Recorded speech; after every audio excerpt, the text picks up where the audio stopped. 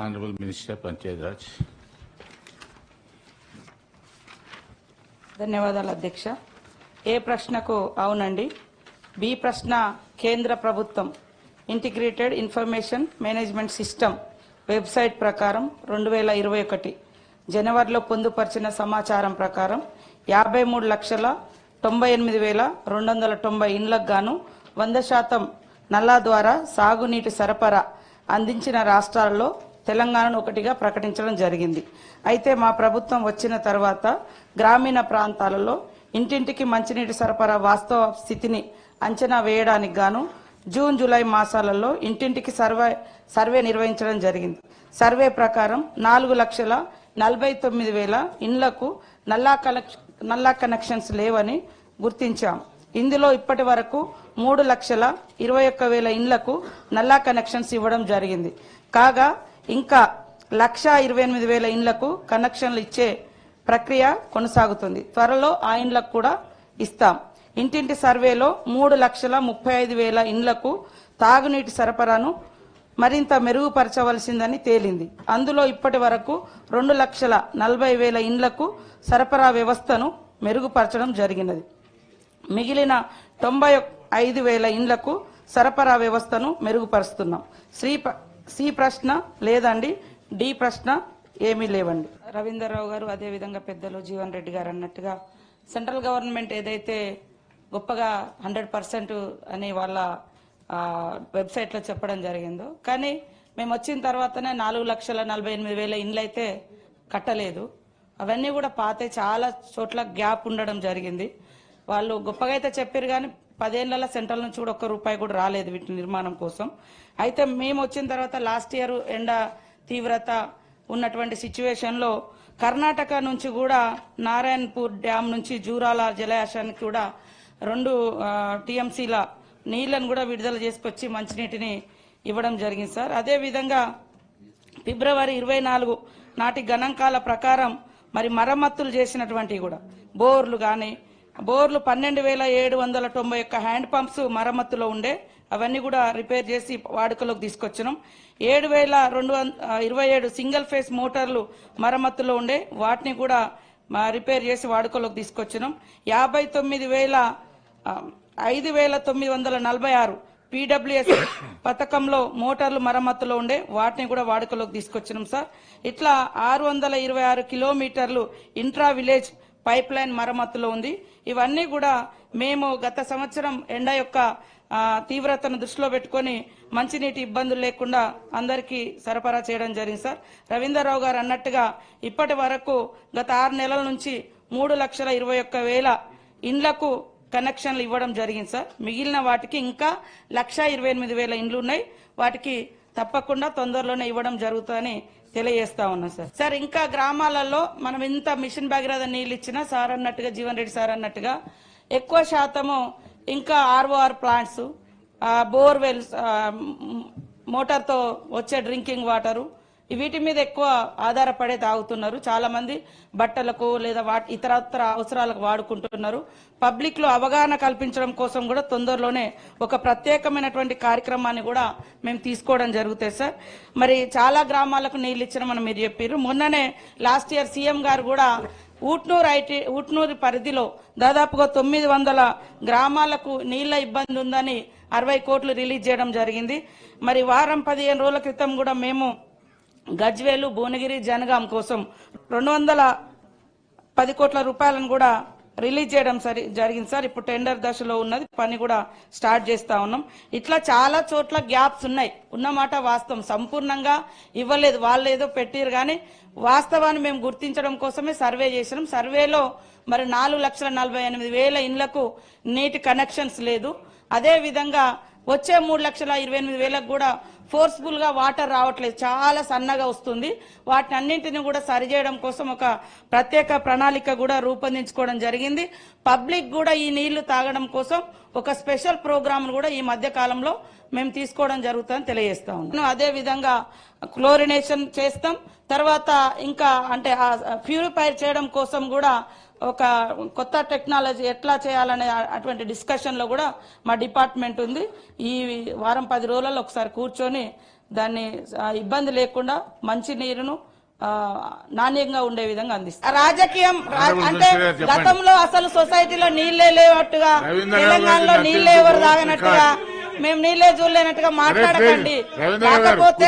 కాకపోతే ఊరూరు కనెక్షన్స్ ఉన్నాయి, ఎక్కువ ఇల్లు కనెక్షన్ కోరుకుంటున్నారు. ఒకప్పుడు ఊర్లో నీళ్లు ఉండడం ఇంపార్టెంట్ ఉండేది. మారుతున్నటువంటి జీవన శైలికి అనుగుణంగా ఈ రోజు మీరు వచ్చిన తర్వాతనే పబ్లిక్ మంచినీళ్ళు తాగుతున్నారంటే మరి మీరు చిన్నప్పటి నుంచి మంచినీళ్ళు తాగెదిగినరా ఇంకేం తాగేదో నాకు తెలియదు. అదే అధికారులు ఉన్నారు, అదే కృపాకర్ రెడ్డి గారు ఉన్నారు. మొన్నటి దాకా ఆమెనే స్మితా సబర్వాల్ గారే ఉండే ఒక 3-6 నెలల దాకా కూడా. మేము అధికారులను కూడా లాస్ట్ ఇయర్ ఎవరిని మార్చలేదు సార్. మా వాళ్ళు ఎప్పటికప్పుడు ఫీల్డ్కి వెళ్లి విజిట్ చేసి మేము 3 months ఒకసారి మీటింగ్స్ పెట్టుకొని రివ్యూ చేసుకుంటా ఉన్నాం. కాబట్టి అట్లాంటి గతంలో చాలా గ్యాప్స్ ఉన్నాయి. ఇప్పుడు ములుగుని మీరు ఇచ్చిర్రు, మాకు పాకాల చెరువు దగ్గరున్నా కూడా పాలేరు నుంచి నీళ్లు ఇచ్చిర్రు. దాంతో అక్కడ నీళ్లు లేకపోతే ఇంటి ముంగట మాకు పాకాల చెరువుల పాకాల కొత్తగూడానికి చెరువులో నీళ్లున్నా కూడా మాకు నీళ్లు తీసుకోలేని సిచ్యువేషన్. కాబట్టి ఇప్పుడు పెడుతున్నాం లక్నవరం చెరువు ఉంటది, రామప్ప చెరువు ఉంటది, కానీ ఎక్కడి నుంచో మీరు ఇవ్వడంతో అది ఇబ్బంది అవుతుంది. కాబట్టి అవన్నీ కూడా మేము సరి చేస్తా ఉన్నాం. ఈవెన్ సిద్దిపేటకు కూడా 3 కోట్లు ఇచ్చినాం. సిద్దిపేటకు కూడా మీరు అన్ని సక్రమంగా ఇచ్చినాక సిద్దిపేటకు కూడా మేము 3 కోట్లు ఇచ్చినాం. సిద్దిపేటకు కూడా 3,40,00,000 ఇచ్చినాం. ఇప్పుడు గజ్వేలు జనగాం వాటికి 210 కోట్లు ఇచ్చినాం. ఊట్నూరుకు 60 కోట్లు ఇచ్చినాం. ఇట్లా ఇంకా ఇస్తూనే ఉన్నాము. మెయింటెనెన్స్ కోసం గత ప్రభుత్వము 460 కోట్లు బకాయిలు పెట్టింది సార్. అవి కూడా మేము నిర్వహించడానికి ముందుకు తీసుకెళ్తాను. మెయింటెనెన్స్ నడుస్తుంది సరే. ఎక్కడైనా సడన్ గా ఒక పైప్ ఎక్కడైనా తెగిపోవచ్చు, వెంటనే 5 గంటలకు లేచి అధికారులు చూసుకుంటా ఉన్నారు. అదే అధికారులు మీరు పెట్టినటువంటి అధికారులే ఉన్నారు, ఇంకా తీసేయాలి. కృపాకర్ రెడ్డి గారిని అట్లనే ఉంచినాం మేము. ఎందుకంటే మీ గవర్నమెంట్ లో ఉన్నాడు, అప్పటి నుంచి ఇప్పటి వరకు ఆయనే ఉన్నాడు. కొత్త ప్రాజెక్టులను తీసుకురాబోతున్నాం. లాంగ్ నుంచి ఇప్పుడు ఎక్కడి నుంచో దూరం నుంచి కాకుండా లోకల్ సిస్టాన్ని కూడా డెవలప్ చేసుకుని అక్కడికక్కడ సిస్టాన్ని అదే కనెక్టివిటీ అంటే ఇవ్వడం కోసం కూడా మేము ప్రణాళిక చేసుకోవడం జరిగింది.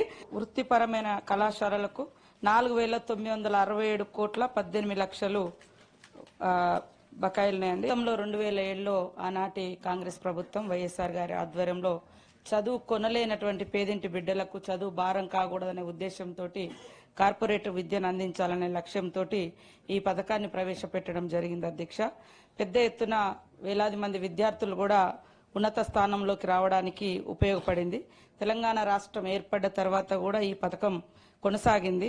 కానీ 2019 నుంచి ఈ రోజు వరకు బకాయిలు పేరుకుపోతూ గుట్టల్లా మిగిలిపోయినాయి అధ్యక్ష. 2019లో 19-20లో 40 కోట్లు, 20-21లో 209 కోట్లు, 21-22లో 981 కోట్లు, 22-23లో 2,120 కోట్లు, 23-24లో 1,845 కోట్లు. ఇట్లా 5 ఏళ్లుగా దాదాపుగా పేరుకుపోయినటువంటి బకాయిలు ఉన్నాయి అధ్యక్ష.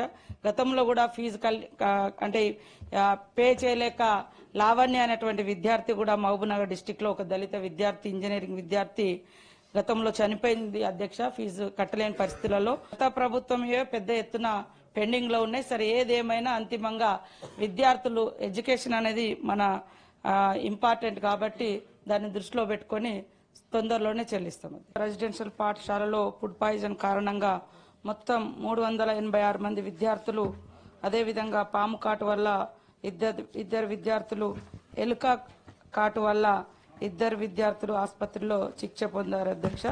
ఆహార భద్రత ఉండేలా చూడటానికి ఇన్స్టిట్యూషన్ స్థాయిలో ఆహార భద్రత కమిటీలను ఏర్పాటు చేయడమైంది.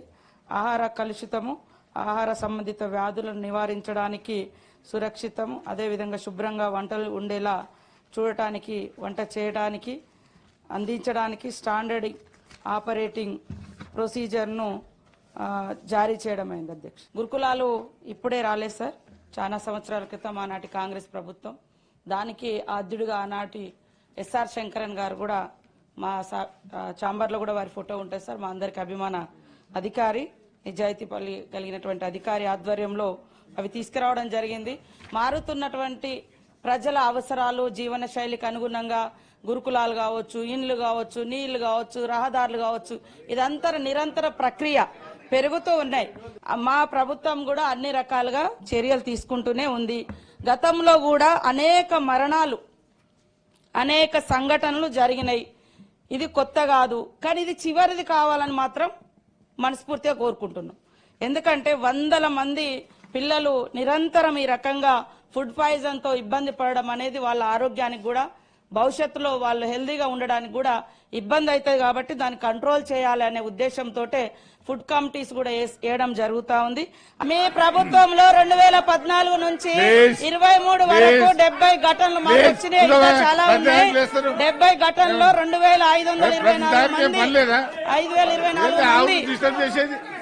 5,024 మంది అస్వస్థకు గురైనరు. 78,000 అప్లికేషన్స్ పెండింగ్ లో ఉన్నాయి అధ్యక్ష. 78,000 మంది 5th క్లాస్ వాళ్ళు మరి రెసిడెన్షియల్ స్కూళ్ల కోసం అప్లికేషన్స్ పెట్టుకుంటే పెండింగ్ ఉన్నాయి. మీకు కావాలంటే డీటెయిల్స్ కూడా ఇవ్వడం జరుగుతుంది అధ్యక్ష. అదే విధంగా మరి శైలజ గారి గురించి, అమ్మాయి గురించి కూడా చెప్పారు. వాస్తవానికి మేము అన్ని రకాలుగా ప్రికాషన్స్ తీసుకున్నాం, మంచి ట్రీట్మెంట్ ఇచ్చినాం. ఇవి నిమ్స్ లో 12 లక్షల వరకు కూడా ఖర్చు పెట్టినాం. బతికించాలని ఎంతో తాపత్రయపడ్డాం. మా మంత్రి గారు నిరంతరం, మా దామోదర్ రాజనరసింహన్ అన్నగారు ఎప్పుడు కూడా అందుబాటులో ఉన్నారు. మా ఇద్దరు పొన్నం ప్రభాకర్ గారు, సురేఖమ్మ గారు, వాళ్ళు కూడా నిరంతరం పర్యవేక్షించారు. సీఎంఓ ఆఫీస్ నుంచి కూడా పర్యవేక్షణ చేసిండ్రు. ఈ ఫుడ్ పాయిజన్ కంటే ముందు కూడా ఆమె ప్రైవేట్ గా కూడా హెల్త్ చెకప్ చేయించుకున్న దసరా ముందు. ఇది దీపావళి తర్వాత అయింది. తర్వాత అక్కడికి పోనీయలేదంటే అంతకు ముందు 2 months బ్యాక్ అక్కడ జైనూరులో ఒక ఘటన జరిగింది, ఆసిఫాబాద్ లో ఒక ఘటన. అంటే ఉద్రిక్తత ఉండేటువంటి ప్రాంతాలుగా ఆ ప్రాంతంలో కొన్ని కులమతాల కొట్లాటలు జరుగుతా ఉన్నాయి. ఈ నేపథ్యంలో మేము అక్కడ కొద్దిగా బందోబస్తు మాత్రం ఏర్పాటు చేసిన మాట వాస్తవం. పోకుండా ఎవరిని చేయాలి? మీ ఎమ్మెల్యే గారు పోయినరు. అరే, మీ గవర్నమెంట్ లో నిరుద్యోగ యువకులు చచ్చిపోతే కనీసం తల్లిదండ్రులు కూడా కడుపు నిండా చూసుకొని కన్నీళ్లు పెట్టకుండా చేసిన ఘనత మీది. మమ్మల్ని అంటే ఎట్లా? కాబట్టి పోనీయకుండా మీ ఎమ్మెల్యే గారు పోయినరు, ఆసిఫాబాద్ కాగజ్ నగర్ ఎమ్మెల్యే గారు పోయారు, మీరు కూడా పోయారు. నేను కూడా నిమ్స్ హాస్పిటల్ కు నన్ను కూడా రావద్దన్నారు. మేడం ఇప్పుడు సీరియస్ కండిషన్ మీరు చూడొద్దని అదే వారు చెప్పడం జరిగింది. అదే అక్కడ ఉన్నటువంటి పరిస్థితుల రీత్యా అని వాళ్ళ బంధువులు వచ్చిర్రు, వాళ్ళంతా కావాలని రాత్రికి చేసింది ఏం లేదు. ఆ అమ్మాయికి కూడా మా తరపున కూడా కొంత హెల్ప్ చేసినాం సార్ వాళ్ళ కుటుంబానికి. అదే విధంగా అవుట్ సోర్సింగ్ ఉద్యోగం కూడా వాళ్ళ తండ్రికి ఇవ్వడం జరిగింది, ఇందిరమ్మ ఇల్లు కూడా ఇవ్వడం జరిగింది. మీ ప్రభుత్వంలో ఎంతో మంది చనిపోతే ఒక్కరింటికన్నా మీరు పోయి పరామర్శించిర్రా, హెల్ప్ చేసిర్రా, కనీసం ఒక ఉద్యోగం అన్ని ఇచ్చిర్రా, లేదా ఆర్థికంగా ఏమన్నా సహాయం చేసిర్రా? ఈ రోజు మాట్లాడుతున్నారు. కాబట్టి నేను అనేది ఏంటంటే, ఆ సెక్రటరీ గారు మీ ప్రభుత్వంలో పనిచేసినాక బయటకు వచ్చినాక ఏమేమి విమర్శలు పెట్టిరో అవన్నీ కూడా ఒకసారి తీద్దాము. తప్పకుండా అందరి యొక్క లక్ష్యం ఈ స్కూళ్లను బలోపేతం చేయాలి. దాన్ని ఉద్దేశంలో పెట్టుకునే 16 సంవత్సరాల తర్వాత హాస్టల్ విద్యార్థుల కోసం కాస్మెటిక్ ఛార్జెస్ కూడా పెంచడం జరిగింది. 200% పెంచినాం. డైట్ ఛార్జెస్ కూడా 40% ఆఫ్టర్ 7 years తర్వాత పెంచడం జరిగింది. ఇవన్నీ కూడా మరి బలోపేతం చేయాలి. అట్లనే ఇంటిగ్రేటెడ్ స్కూల్స్ ను కూడా మరి తీసుకురావడం జరుగుతా ఉంది అధ్యక్ష. కాబట్టి అభివృద్ధి అనేది కూడా నిరంతర ప్రక్రియ. కానీ ఇందులో మాకు ఖచ్చితంగా డౌట్స్ ఉన్నాయి, మేము బయటికి తీస్తాం. కాబట్టి హాస్టల్ విద్యార్థిగా నేను కూడా 4th క్లాస్ నుంచి 10th క్లాస్ వరకు 3 గర్ల్స్ హాస్టల్లో చదువుకున్న విద్యార్థుల బాధలు తెలుసు. కాబట్టి నిరంతరం మేము హాస్టల్స్ విజిట్ చేస్తున్నాం. దాన్ని దృష్టిలో పెట్టుకుని మా సీఎం గారు డైట్ ఛార్జెస్ 7 years తర్వాత మీరు పెంచలేదు, అప్పుడు మేము పెంచినాం.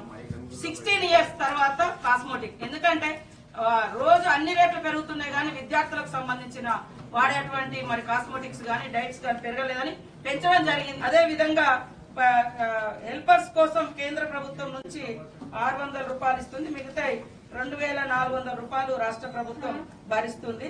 అదే విధంగా 54,201 మంది వంటవారు పని చేస్తా ఉన్నారు సార్. తప్పకుండా వాళ్ళకి సంబంధించి మిడ్ డే మీల్స్ కి సంబంధించింది కూడా యాక్షన్స్ ఏదైతే ప్రోగ్రెస్ గా మంచి ఫుడ్ ఉండే విధంగా, అదే విధంగా వాళ్ళ జీతాలు కూడా ఇవ్వడానికి తొందరలోనే కృషి చేస్తామని అంటే ఇవ్వడం జరుగుతుందని తెలియజేస్తా ఉన్నాం.